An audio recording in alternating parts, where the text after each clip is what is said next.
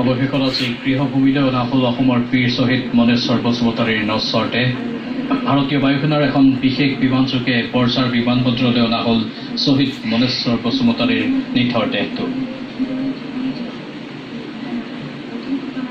প্ৰদেশ কংগ্ৰেছৰ সভাপতি ৰিপুণ বৰা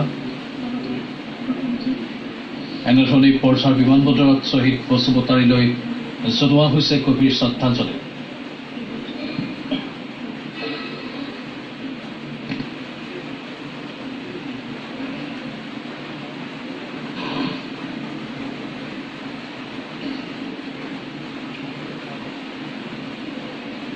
কংগ্ৰেছ নেতা ৰকিবুল হুছেইন,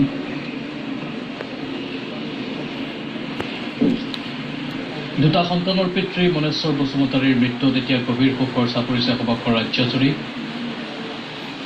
কলবাৰীৰ দাদিৰাম বসুমতাৰীৰ পুত্ৰ মনেশ্বৰ বসুমতাৰীয়ে 1994 চনতেই CRPFৰ 152 নম্বৰ বেটেলিয়নত যোগদান কৰিছিল আৰু ধাৰাবাহিকভাৱে 1994 চনৰ পৰা কাশ্মীৰতেই কাৰ্যনিৰ্বাহ কৰি আছে। বিগত 4 ফেব্ৰুৱাৰীত ছুটি কটাই ঘৰৰ পৰা গৈ পুনৰ তেওঁ যোগদান কৰিছিল নিজৰ কৰ্তব্যত আৰু বৃহস্পতিবাৰে সন্ত্ৰাসবাদীৰ আক্ৰমণত শ্বহীদ হ'ল তামুলপুৰৰ এই বীৰ জোৱানজন।